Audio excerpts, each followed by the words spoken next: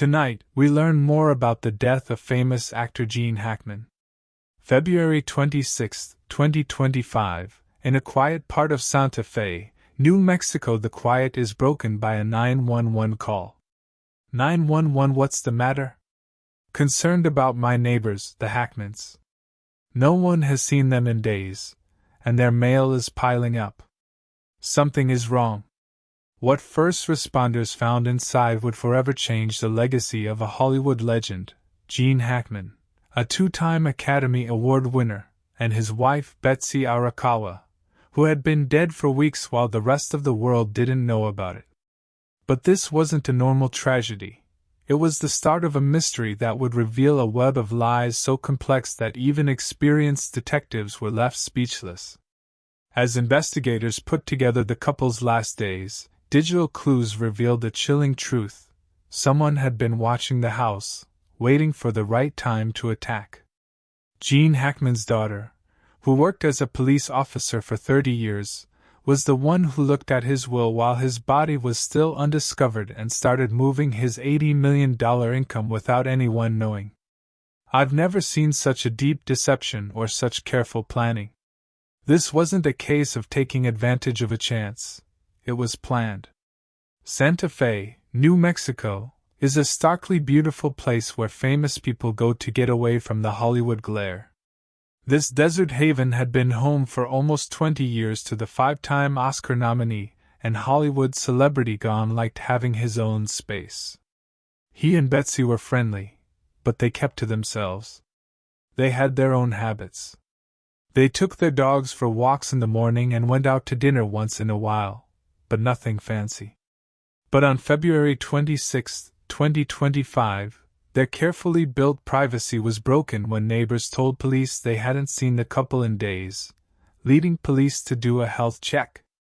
The front door was slightly ajar, not wide open, but open enough to let you know something wasn't right. There was a mountain of mail and newspapers on the sidewalk, and it was so quiet inside that it was unbearable. Police arrived to find a scene that they couldn't explain. The body of Gene Hackman was found near the kitchen, slumped over as if he had passed out suddenly. His reading glasses were lying next to him on the floor, as if they had just dropped off his face. Betsy Arakawa's body was found in the master bathroom, surrounded by prescription bottles.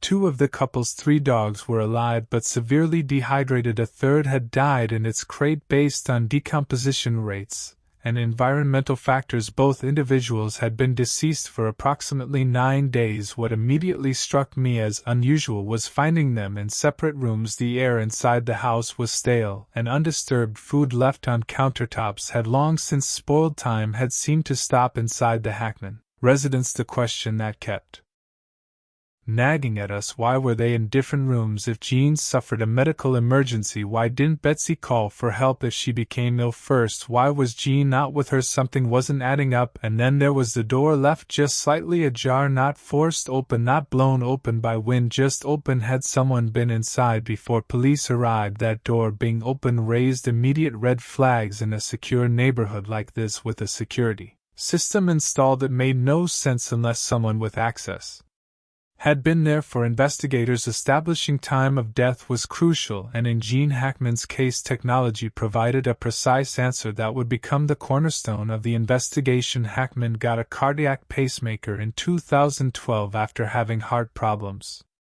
The device recorded its last activity at 9:42 p.m. on February 17, exactly 9 days before the bodies were found. Modern pacemakers are basically small computers that store data about a patient's cardiac activity. Mr. Hackman's device recorded the exact moment his heart stopped normal electrical function, giving us a digital timestamp of death. With this precise timeline, investigators began to piece together the days leading up to February 17. Cell phone records, credit card transactions, and security camera footage painted a picture of a man with strict routines. Morning dog walks at 7:30 a.m., newspaper pickup at 8:15 a.m., coffee on the patio at 9 a.m. We ran local errands on Tuesdays and Thursdays. After February 17th, there were no calls, texts, internet searches, or credit card transactions. It seemed like Gene Hackman had just disappeared, but as investigators dug deeper into the digital landscape around the Hackman estate, something disturbing came to light. Security cameras from nearby homes caught movement around the Hackman home in the days before and after February 17th, including a figure hanging out near tree lines. Someone was monitoring the house, as evidenced by the hours-long parking of a car on one of the nearby streets. We also noticed odd cell phone activity in the area, including an unregistered phone bouncing between multiple towers. Even more telling were the records from the Hackman home's security system. The doorbell camera had been turned off several times in February, and the motion sensors were setting off alarms in strange ways. The system logs showed something that investigators couldn't ignore. Someone hacked into the system from afar and turned off some features. This wasn't someone doing something random. It was someone who knew the system inside and out. The last official sign of life from either Gene or Betsy was a small banking transaction on February 16th, the day before the pacemaker recorded Gene's death. It was a routine bill payment that would be their last digital footprint. What interested us was what happened next. Within 24 hours of Mr. Hackman's pacemaker recording his death, there was strange activity in his bank accounts that continued while his body was still missing. This changed the focus of the investigation from how the Hackmans died to a more disturbing question: who knew they were dead before anyone else? Lizzie Hackman at first, Gene's daughter from his first marriage, seemed like a daughter who had been hit by sorrow. In her first statement to police, Leslie said she had talked to her father just a few weeks ago and that everything seemed fine. When someone makes a specific claim like that in an investigation, we always check it out. When we looked at the phone records, there had been no calls between Leslie and her father for months. This was the first clue that a web of lies was beginning to unravel. The pacemaker in Gene Hackman's heart shows that he died on February 17th. February 18th, Leslie calls an estate lawyer. February 19th, the first of several small bank transfers from Hackman accounts on February 20th. Changed estate documents were found in cloud storage connected to Leslie. What we found was a methodical way of accessing and transferring assets. Small amounts moved through multiple accounts, always just below reporting thresholds. Offshore holdings were established. This wasn't impulsive behavior. It was someone who had carefully planned their actions. But the most damning evidence came from Leslie Ann's own digital footprint. Emails she sent to financial advisors about her father's estate, sent days before his body was found. In one email dated February 19th, she discusses changes to her father's portfolio after recent events. This was 7 days before anyone officially knew Gene Hackman had died. Leslie Ann's carefully constructed story started to fall apart. Her explanations became increasingly confusing. At first, she couldn't remember exactly when she'd last talked to her father. Then, she said it might have been longer than she thought. When investigators showed her financial records, she said she was just planning for the worst because her father was old. But the investigators weren't convinced. As they looked deeper into Leslie Ann's activities, a disturbing pattern became clear. The autopsy reports for both Gene Hackman and Betsy Arakawa had more questions than answers. Neither body showed signs of physical trauma or toxicology. Screens did not show any usual poisons or overdoses. Carbon monoxide was ruled out as a possible cause of death, and there was no other plausible reason why two seemingly healthy people died suddenly in different parts of their home. In situations like this, we often look for what's missing as well as what's present. Mr. Hackman had a known heart condition that required specific daily medications, but those medications were nowhere to be found in the home. Gene Hackman regularly filled prescriptions for heart medications. The last refill was picked up just 3 days before his death. However, investigators found no pill bottles in the home. in medicine cabinets, or anywhere else on the property, which would be expected for a patient with Mr. Hackman's medical history. Stopping medication all of a sudden would increase the risk of arrhythmia or cardiac arrest, and more importantly, it wouldn't leave normal proof that a normal autopsy would find. This new information makes Beth's death even more disturbing. If she saw her husband having a medical problem, why didn't she call for help? What kept her from getting to a phone? We checked all of the phones in the house. Mrs. Arakawa's cell phone was in her purse with a full charge, and the landline worked. Unless someone else was involved, there was nothing physically stopping her from calling 911. When multiple normal response patterns are broken, like no calls for help, no attempts to leave the house, and medications that are mysteriously missing, we have to think that someone outside the case may have made sure that these normal emergency responses couldn't happen. The most terrifying idea began to take shape. What if someone purposefully took Gene Hackman's medications away or didn't give them to him? What if Betsy wasn't allowed to get help? At this point, we weren't just looking into 2 deaths. We were also considering the possibility of a well-thought-out plan to make sure these deaths looked natural. With more and more evidence pointing to Leslie Ann's involvement, authorities began a full-scale surveillance operation, recording every phone call, email, financial transaction, and movement for weeks. This helped investigators build a full picture of Leslie and Hackman's activities. It became clear that this wasn't just people taking advantage of the fact that Gene Hackman had died suddenly. It was a planned operation that started exactly when his pacemaker caught his last heartbeat. Surveillance showed ongoing meetings with estate lawyers who specialize in contested wills, financial advisors about liquidity options for different assets, and researchers on non-extradition countries. The pattern showed someone methodically working through a checklist to protect assets, establish legal standing, and create distance. These aren't the actions of someone reacting to hearing that their parent died. These are the actions of someone carrying out a plan that they had already made. The worst of all were Leslie Ann's private emails to an estate lawyer on February 17, the day of Gene's death, were gained through court-ordered warrants. The emails talked about changes to the family's finances and timing issues with estate transfers.